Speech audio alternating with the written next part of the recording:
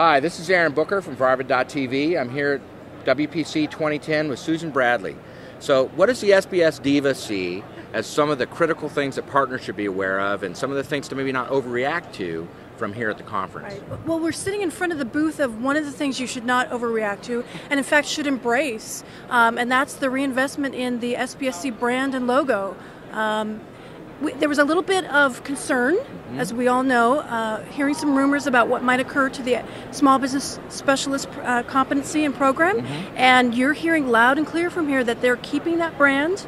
The blue badge is here to stay, and if you're a little bit larger firm and you want to differentiate yourself from the Small Business Competency and be a little bit more, be a little different, there's a second competency out there called the Mid-Market Competency.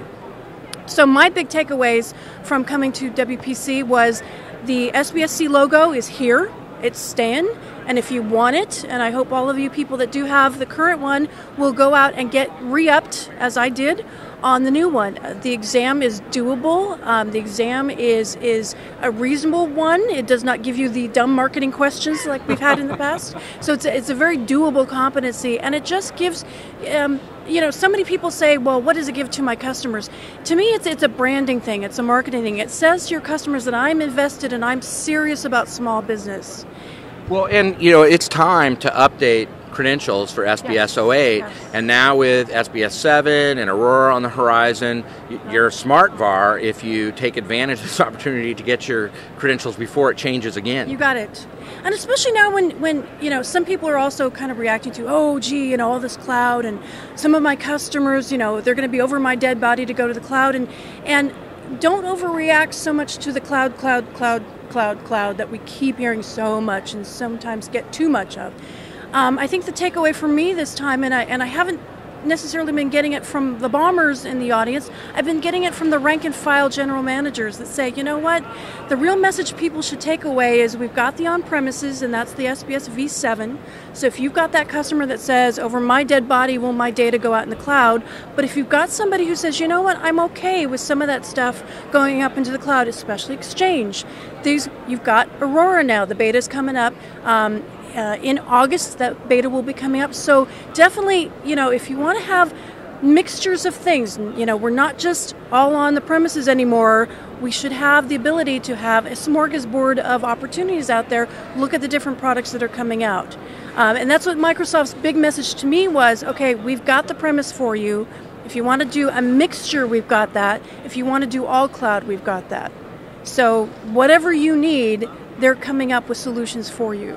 I've been a big believer for a long time, and I know that you use a mix of cloud solutions in your business too, with services for spam like Exchange Defender, etc.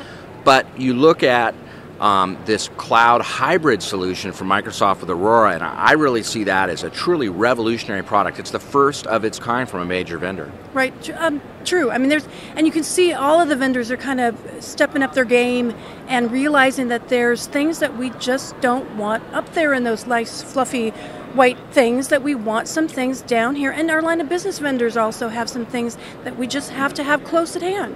Well, when you're a small business customer, in many cases, you just don't have enough internet bandwidth to have everything up there. Now, Exchange is placed so nicely because it synchronizes locally, of course, in Outlook, or your phone or whatever it happens to be. But, other things like your line of business app, you want that gigabit speed.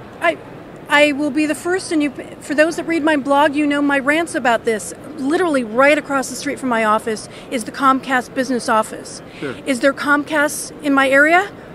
No. And I'm like, can't I run an extension cord across the road? I have really bad DSL and I can't get any faster. So I'm right in that where, I'm trying as best as I can to get a bigger, fatter pipe into my office. And, it's just, I'm working on it. I can't get to that faster cloud. So anything else, so you've been here all week, and it's a long, exhausting week.